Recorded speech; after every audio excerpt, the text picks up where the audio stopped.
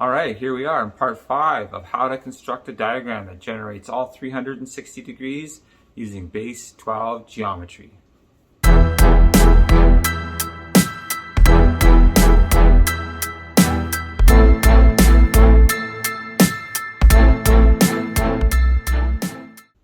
Okay, so we're continuing our process of going from ring to ring in this diagram. Now we're on the third ring of the diagram, and we're going to be looking at the section where this ring is dividing or is being divided up into sections of 2.5 degrees.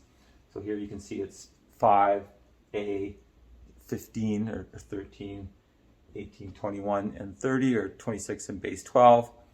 So that's basically 26 divided by 10, which is 2.6. So it's interesting to note here, you can really see the relationship of base 12 working in terms of the circle. We have this, half of 5 is 2.6, and you multiply that by 10 in base 12, you get 26. Then you multiply that by 10 in base 12, and you get 260. So in base 10, that would be 2.5, 30 degrees, and then 360. So you see how those numbers don't really line up the same as 2.6, 26, and 260. You're just moving decimal places over when you're in base 12 in relationship to the circle. So again, the whole idea, you can really see how the 12 or base 12 really works in the geometry of the circle that gets established from that initial series of overlapping circles that we used at the beginning to generate all the first 15 degree sections of the beginning of this whole thing. So in terms of generating the pattern itself, we already have our 15 degree section and our 7.5 degree lines. So we draw the two big circles, the first one with the radius of 9.6 root 2, then we add square root of 0.42, and we get the square root of 130.A2. That's the second ring, and we do that on the 45 degree line, going over 0.5 perpendicular to that 45 degree line. Draw those two circles, then we put our compass on the points where our degree lines are overlapping the inner circle. We make our marks on the outer circle, then we adjust our compass to 0.49 root 2. That's the radius of these circles, and we draw those circles on the points that we just generated. So we can do that on the 15 degree line. We can do that on the x-axis. So we'll have this point here and those 2 points. Then we've got this line already established, this 7.5 degree line. So we can just put our compass on the point where it's crossing the outer ring and draw that circle also. So all of those degree lines are already there, and so it's easy to draw our small circles. And now we want to generate some points to actually draw the 5 degree line, the A degree line. These are ones that are actually going to show up at the 30th ring, where we want, again, consistent or a whole number. So this is our 5 degree line right here that's going to be, showing up again. So in order to do that, basically we're just finding the midpoint between two points. So we can use our compass. We just put it on, the middle point here, and that length there, and make two marks on either side, and then do the same thing on this point here, 2 marks on either side. So that finds the midpoint between these two circles. We got 2 points.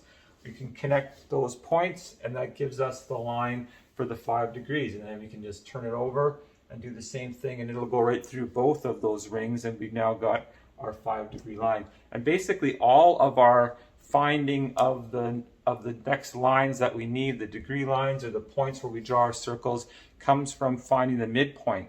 And it's just a matter of which lines do we use and which order do we do that process, and how big are the circles. We always have either the degree lines that we've already established, or we can find the circles just off of, twinning them, so to speak, creating the small circles and then using those.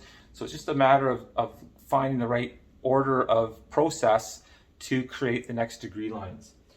So that's the 3rd degree line, or the 3rd ring of the circle right there. Pretty straightforward, and we've now generated some new degree lines that we can work off of in the future.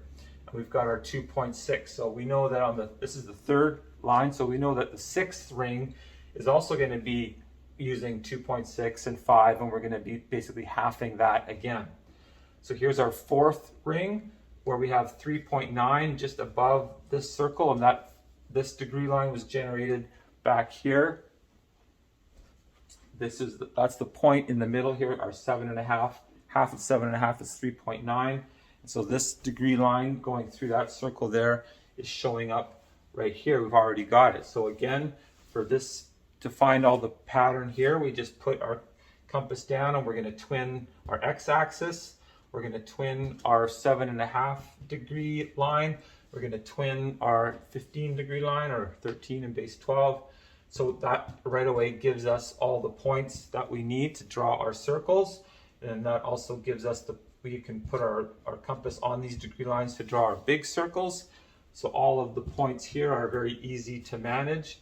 And we are dividing our 30 degree section up into 14, or dividing it by 14. So we're going to get, 4 times in base 12 is 14. And so this degree line here, our new one that we're generating, is half of 3.9, which is 1.86. I know I'm not writing that down here, but that's what it is. So this particular ring is being divided into sections of 1.86 degrees. And again, that's the fourth ring. So we know on the eighth ring, the degree line above this circle is going to be 1.86. So that's what the fourth ring is. Again, the inner circle is going to have the radius of 10.8 root 2, and the outer circle, which turns into square root of 228.88. Then the outer ring is going to be the square root of 229.2a. Again, the gap between them is getting narrower and narrower. At this point here, where those two lines are going, crossing the x-axis, the gap between them is 0.0149. So again, very small little gap between these two circles that we're using to find the dimensions of where we place our compass and put all these circles. So that's the fourth ring. Let's go to the fifth ring. Again, we're here. Okay, so the fifth ring, the inner ring is going to have the square root of, or it's going to be 13.a root 2. I only got half of the writing here because of the setup, but basically you can see the circles, and we're going to be generating or dividing the 30 degree ring up into 1.5 degree sections, half of 3. You can see the 3 here.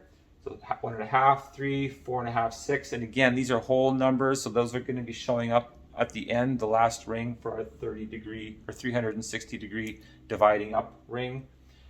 So again, here we're able to generate where that circle is going to be off of the x-axis, and we can draw our circle here on the 7.5 degree line. You can see the pattern again, how you have a circle and it goes between, and you draw another circle. So we can draw that one and draw that one.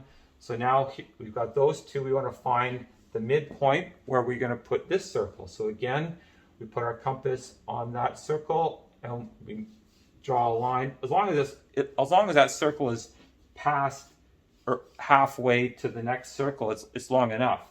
And we draw an arc, and we put the compass here and draw an arc.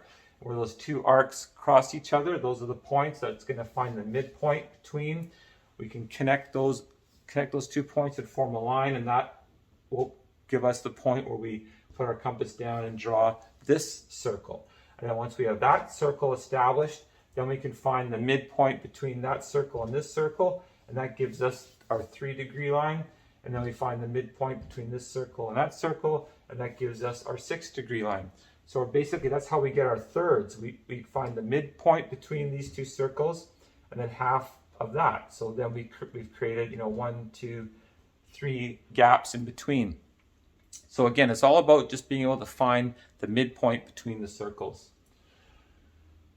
Okay, I think that's enough for this video. Just you're getting a feel, I hope, for how this works, how we're always getting finer and finer, smaller divisions of each ring, how the 2 rings are getting closer that we're using to define the spacing for these small rings, how we find the midpoint between them to generate the new degrees.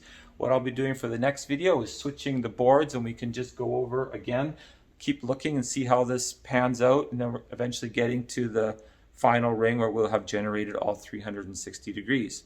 So I hope you can join me for all of that. Thanks for watching.